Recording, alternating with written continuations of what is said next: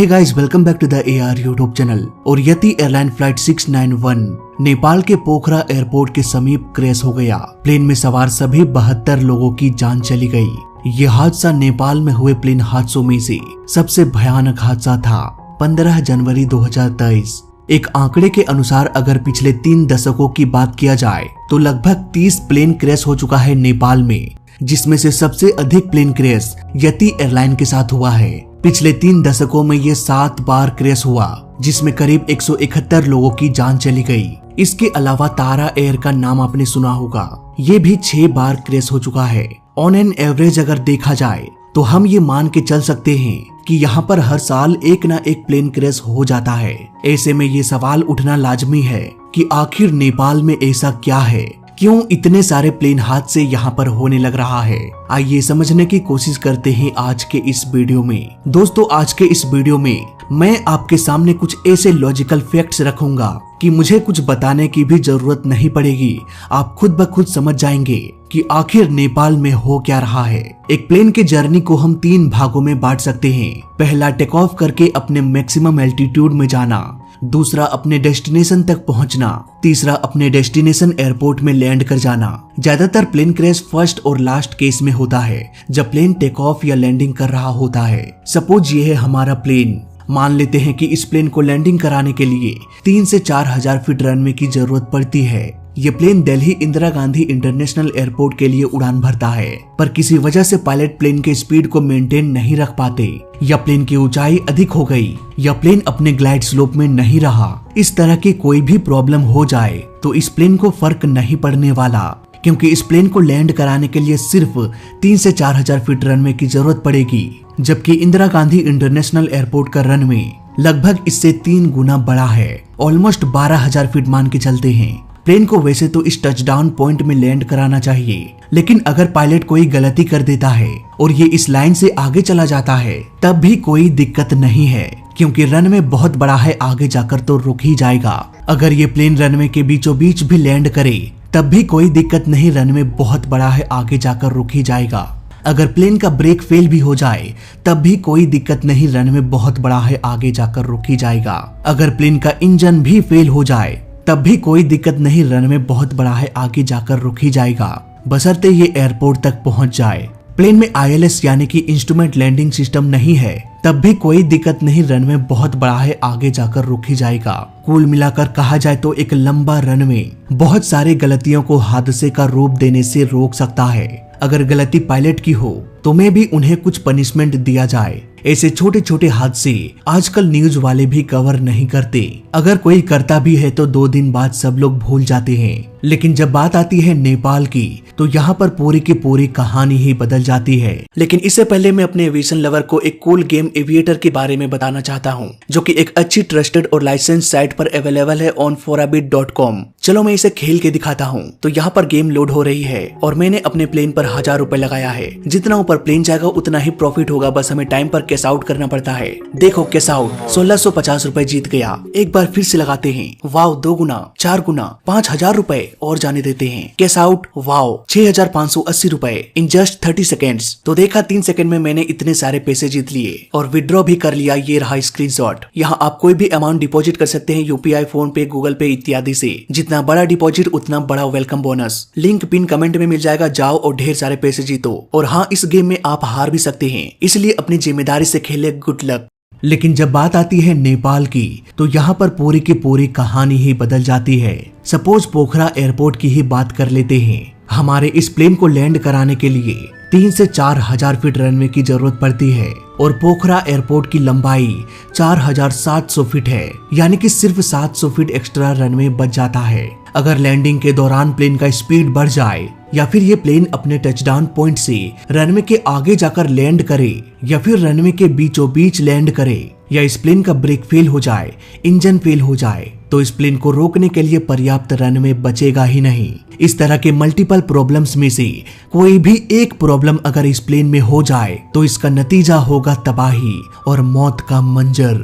जहां लंबे लंबे एयरपोर्ट्स 50 गलतियों को माफ करके प्लेन को बचा लेता है, वहीं नेपाल के एयरपोर्ट में 50 में से अगर कोई एक भी गलती हो जाए तो प्लेन का क्रैश होना लगभग निश्चित हो जाता है। ऐसे में आप कहेंगे कि अगर लंबे रनवे के इतने सारे एडवांटेज है तो क्यों ना नेपाल में भी लंबे लंबे रनवे को बना दिया जाता है। दोस्तों, नेपाल पहाड़ पर्वतों के बीच बसा एक छोटा सा देश है। ऐसे लंबे रनवे को बनाने के लिए बहुत बड़े एरिया में फ्लैट जमीन की जरूरत पड़ती है, जो कि नेपाल में मिलना बहुत मुश्किल है। हालांकि इसी साल पोखरा इंटरनेशनल एयरपोर्ट को लॉन्च किया गया है और इसके रनवे की लंबाई को बढ़ाकर 8,202 फीट कर दिया गया है। सपोज हाई एल्टीट्यूड में इस प्लेन के साथ कोई हादसा हो जाता है या पायलट का विंडशील्ड ही उखड़ जाता है, प्लेन के इंजन में आग लग जाती है, इस तरह की कोई भी टेक्निकल फेलियर हो सकती है।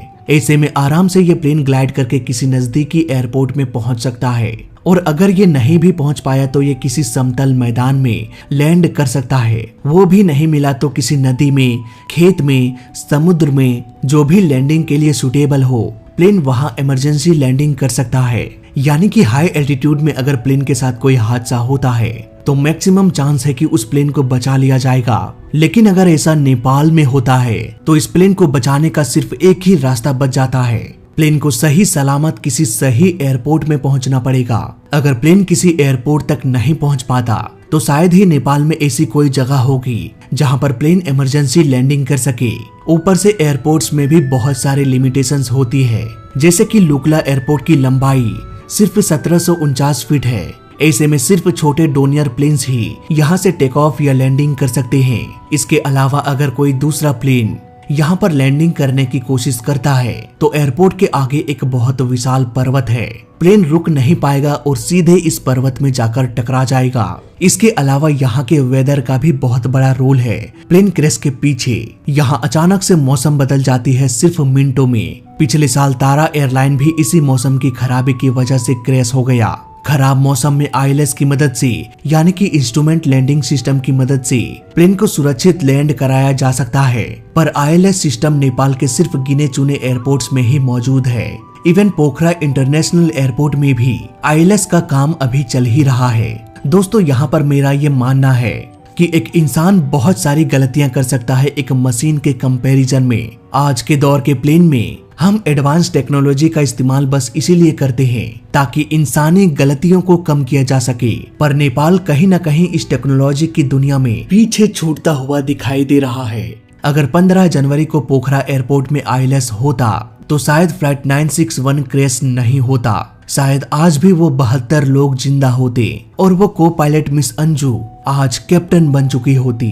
मैं नेपाल गवर्नमेंट से ये रिक्वेस्ट करता हूँ कि थोड़ा सा पैसा इंस्ट्रूमेंट लैंडिंग सिस्टम में इन्वेस्ट करे ताकि नेपाल में हो रहे प्लेन क्रैश की संख्या को कम किया जा सके। आगे हम यति एयरलाइन फ्लाइट 691 के कुछ अपडेट्स की बात कर लेते हैं, जो कि 15 जनवरी 2023 में क्रैश हुआ। क्रैश के अगले ही दिन हमने इंटरनेट में मौजूद बहुत सारे डाटा, वीडियो फुटेज के एनालिसिस के बाद हमने पता लगाया कि इस प्लेन का नोज जरूरत से काफी ऊपर उठ गया, जिसकी वजह से ये प्लेन स्टॉल कंडीशन में चला गया और प्लेन को लिफ्ट मिलना बंद हो गया। 4 दिन बाद इन्वेस्टिगेशन की टीम ने भी इस बात को एक्सेप्ट किया कि हाँ, इस प्लेन का नोज ऊपर उठ गया और ये स्टॉल में चला गया। उस वीडियो में हमने डिटेल्ड में यति एयरलाइन के क्रैश के बारे में चर्चा किया है और मेरे द्वारा कही गई हर बातों में आपको लॉजिक जरूर मिलेगा। उस वीडियो का लिंक आपको डिस्क्रिप्शन में और पिन कमेंट में मिल जाएगा। आज इंटरनेट में बहुत सारी अफवाह फैल चुकी है। न्यूज चैनल्स अपने TRP बढ़ाने के लिए कुछ भी दिखाए जा रहे हैं, जैसे कि लैंडिंग के टाइम एक यात्री फेसबुक पर लाइव स्ट्रीमिंग कर रहा था। ऐसे में कुछ न्यूज वाले ये बता रहे हैं कि उसका मोबाइल फ्लाइट मोड में ना होने की वजह से ये प्लेन के फ्रीक्वेंसी से इंटरफेयर कर रहा था, जिसकी वजह से ये क्रैश हो गया। दोस्तों, जरा आप खुद सोचिए कि अगर करोड़ों रुपए के प्लेन को 10, 20, 50 हजार का फोन अगर क्रैश करा देगा तो लालत है ऐसे प्लेन पर। यहाँ पर हमें समझना पड़ेगा कि इंटरनेट की रेडियो फ्रीक्वेंसी और प्लेन का रेडियो फ्रीक्वेंसी अलग अलग होता है। दोनों कभी भी एक दूसरे को डिस्टर्ब नहीं कर सकते। हालांकि 5G का फ्रीक्वेंसी लगभग प्लेन के फ्रीक्वेंसी के आसपास होता है, लेकिन 5G नेपाल में अभी तक नहीं आया है। 5G इंटरनेट कैसे प्लेन्स के लिए खतरा है और इस खतरे से कैसे प्लेन्स को बचाया जाए, इस पर भी मैंने एक डिटेल्ड वीडियो बना रखा है। इसके अलावा प्लेन तक इंटरनेट कैसे पहुंचता है, इन सारे टॉपिक्स पर आपको वीडियो मिल जाएगा। फिलहाल कुछ और अपडेट्स आपको बता देता हूँ। फ्लाइट रडार 24 एक ऑनलाइन सर्विस प्रोवाइड करती है जो बेसिकली प्लेन को ट्रैक करती है कि कौन सा प्लेन कहां पर कितने स्पीड पर फ्लाई कर रहा है। इसीलिए क्रैश के अगले ही दिन मैंने फ्लाइट रडार 24 में यति एयरलाइन को ट्रैक किया, पर वहां के डाटा में मुझे कुछ एरर मिला। प्लेन का एल्टीट्यूड लगभग 1 लाख फीट बता रहा था। इस एरर की चर्चा भी मैंने केस स्टडी के दौरान किया था। अभी फ्लाइट रडार 24 ने ऑफिशियली ये कहा कि हमारे सिस्टम में कोई गड़बड़ी नहीं। दरअसल गड़बड़ी उस प्लेन के ट्रांसपोंडर में था। वो ट्रांसपोंडर प्लेन के एक्यूरेट स्पीड और एल्टीट्यूड नहीं बता रहा था। इस केस की छानबीन के दौरान मैंने इस हादसे के 2 दिन पहले की फ्लाइट्स भी चेक किया था, यानी कि 13 और 14 जनवरी की फ्लाइट्स को। उन फ्लाइट्स के दौरान भी मुझे ये एरर दिख रहा था, यानी कि हो ना हो इस प्लेन का ट्रांसपोंडर कई दिनों से गलत इंफॉर्मेशन बता रहा था। हो सकता है प्लेन के ट्रांसपोंडर में गड़बड़ी हो, या फिर ये भी हो सकता है कि प्लेन के सेंसर्स में प्रॉब्लम हो।